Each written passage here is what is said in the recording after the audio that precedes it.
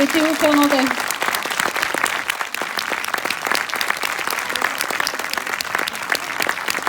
C'est la première fois que je vois des spectateurs dans des lits.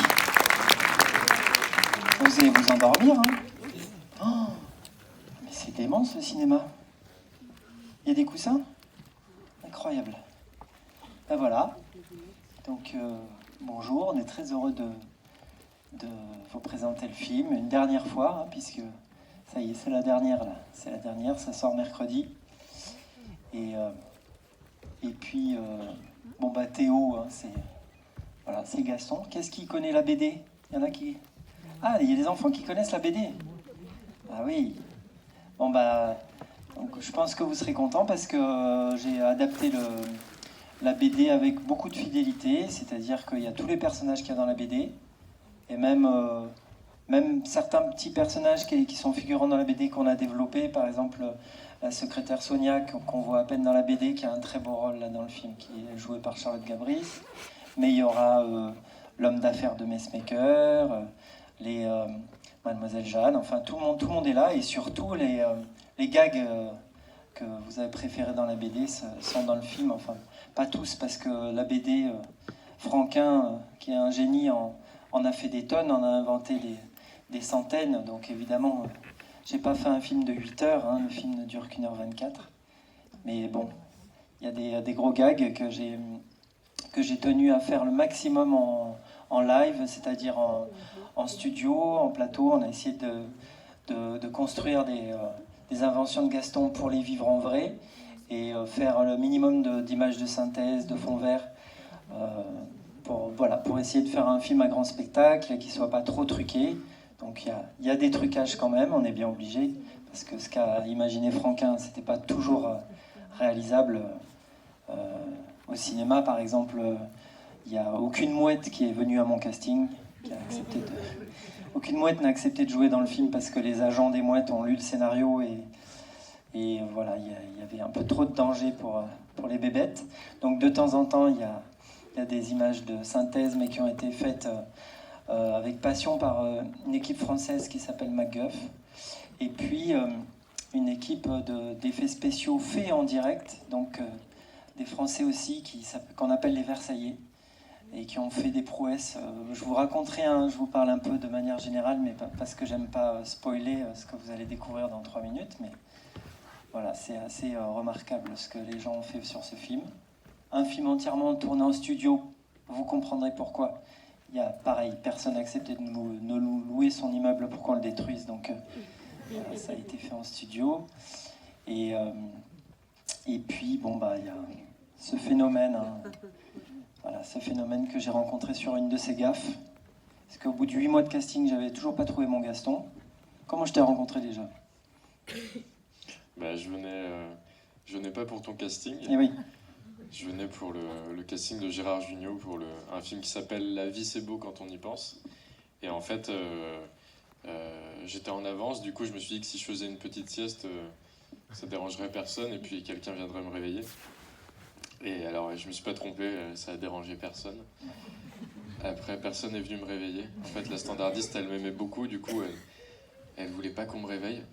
Et puis ouais, voilà, au lieu de dormir 10-15 minutes, j'ai dormi 2h30.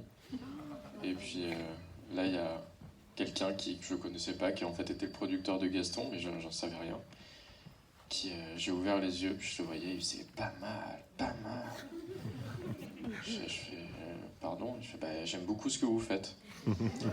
Et de là, voilà, j'ai compris qu'il voulait que je passe le casting de Gaston. Et après, je suis monté dans les bureaux, t'étais là. Je t'ai reconnu, je suis dit, oh, stylé. J'ai voulu te serrer la main. Et t'es parti. Ah oui, oui, c'est vrai que j'oublierai jamais ce moment-là.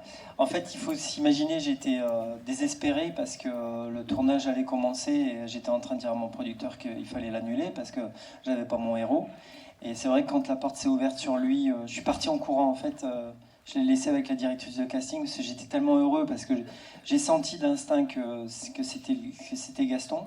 Et du coup, je suis allé le dire à tout le monde dans les bureaux. Je l'ai trouvé. Voilà, donc il a dû croire que j'allais faire pipi ou je sais pas quoi. D'ailleurs, un truc que j'ai jamais dit, parce qu'on a fait 80 dates de tournée, mais je tiens à dire aux gens que sa vie est saine, hein, malgré les apparences, il prend ni drogue ni alcool. C'est juste qu'il est... En fait, comme Gaston, quand il s'ennuie, il s'endort. C'est pas plus compliqué, il n'est pas narcoleptique. Et voilà, il est un peu comme Gaston. Franquin disait de Gaston que c'était un adolescent qui avait son permis et qui s'endormait quand il s'ennuyait avec des gens. Bon, bah lui, il n'a pas son permis, mais voilà, il est encore ado. Et puis c'est vrai que des fois, il s'endort. Une fois, il s'est endormi à Lyon, pendant que je parlais aux spectateurs, là, par terre. Voilà, il est comme ça. Mais bon, il a plein de qualités. Moi, je l'ai aussi choisi parce que je l'avais vu dans une série dans laquelle il a le rôle principal qui s'appelle Irresponsable sur OCS. Et un personnage qui n'a rien à voir avec Gaston, mais qui prouve que c'est un très très bon acteur. Donc, enfin, je vous laisse découvrir. Et s'il y a des questions, on peut y répondre. Hein, si vous avez des questions sur l'adaptation, sur Théo, sur... Ah bah ça c'est le plus courageux qui pose la première question. Bravo. Moi j'avais une question, en fait c'était pour savoir pourquoi en fait ça se passe pas à l'édition Dupuis. Oh là là, connaisseur. Mais c'est rare, hein, vous savez, il y a tellement d'enfants qui connaissent pas la BD. Et... Eh ben écoute, je te dis la vérité. Quand j'ai eu la chance d'être choisi pour l'adaptation, donc j'ai eu un rendez-vous avec les ayants droit, on appelle ça comme ça, hein, qui détiennent les droits de Gaston Lagaffe. Et ils m'ont mis vraiment très peu de contraintes. J'étais tétanisé, je me suis dit, moi je veux pas qu'on... Franquin était libre quand il a créé Gaston et je veux être libre en l'adaptant. Ils m'ont juste dit, voilà, on a une interdiction et une demande. Alors ils m'ont dit, l'interdiction c'est justement que ça se passe dans l'édition. Bon, je ne vais pas demander pourquoi, mais je crois savoir la réponse, c'est qu'ils avaient cédé les droits à Spirou Fantasio pour faire d'autres films. Donc j'avais pas le droit de parler de Fantasio, de Spirou et de cette édition. Et j'étais vraiment heureux de cette contrainte parce que je leur ai dit que moi je voulais faire un film très moderne et que je préférais une start-up pour... du coup ça va répondre à ta question, parce que je trouvais que de nos jours, de mettre un employé qui n'en fout pas une, qui passe son temps à dormir, et dès qu'il ne dort pas, il fabrique des inventions qui sont dangereuses pour ses collègues. Dans une entreprise dans laquelle il faut toujours travailler plus pour gagner plus, je me disais que le contraste pouvait être explosif et très énervant pour le directeur qui sera joué par moi, tu verras. Voilà, donc tout ça, ça allait bien. Et puis la deuxième demande, ils m'ont dit on aimerait qu'il y ait les animaux qui sont chers au cœur de Gaston. Et évidemment que je n'allais pas adapter cette œuvre sans mettre les animaux de Gaston. Voilà, donc je me suis senti très libre pour faire cette adaptation. C'est une lettre pour Théo ? Oh là là, je sens que j'ai un futur acteur là qui... Voilà, bah écoutez, s'il y a d'autres questions, on y répond. S'il n'y a pas de questions, on y répond aussi, hein, parce qu'on a fait la route exprès. Non mais ils sont trop mignons là. Vous voulez une couverture, une couette ? Un doudou ? Ils ont leur manteau sur eux. C'est fou, ça. C'est plus cher les places là comme ça ? Non ? C'est dément. Génial. On n'a pas ça à Marseille. Oui ? Ouais. Voilà. Qu'est-ce qu'on pourrait vous dire Si, on peut peut-être dire aux enfants, quand ils vont sortir du film, après, ils vont peut-être se demander ce que sont devenus le poisson rouge. Parce qu'on nous le demande souvent en tournée. Donc, Bubule, on l'a mangé en sashimi, là, tout à l'heure. Non, c'est pas vrai. Non. Ah, vous n'avez pas aimé ? En fait, Ils sont trompés de salle. Ouais, c'est ça. Ils vont se dire, non mais attends, 1h25 à entendre deux mecs parler. Et ça, on ne l'avait jamais fait. Non. De partir avant que ça commence. Ouais. Ah d'accord, tout le monde se barre donc. Ouais.